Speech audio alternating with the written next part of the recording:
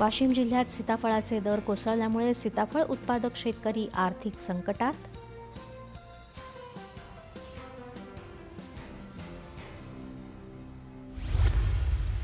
सांगली जिल्ह्यात अंकली पुलावरून मोटार कोसळून झालेल्या अपघातात एकाच कुटुंबातील 3 जण ठार तर 3 जण जखमी.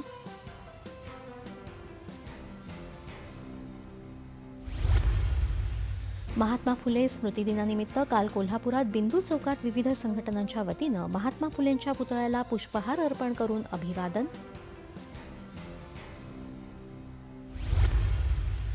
अहिल्यानगरमध्ये महात्मा फुले विद्यापीठात ज्योतिबा फुलेंच्या तैलचित्राचं अनावरण आणि तणावमुक्ती जीवनशैली जगण्याची कला या विषयावर व्याख्यानाचं आयोजन. पालघर जिल्ह्यातल्या नालासोपारामधल्या आचोळे इथं वसई विरार शहर महानगरपालिकेकडून 41 अनधिकृत इमारतींवर तोडक कारवाई, हजारो कुटुंब बेघर. आणि उत्तरेकडून वाहणाऱ्या कोरड्या आणि थंड वाऱ्यामुळे धुळे आणि परभणीमध्ये 8 डिग्री सेल्सिअस तापमानामुळे नागरिक गारठले.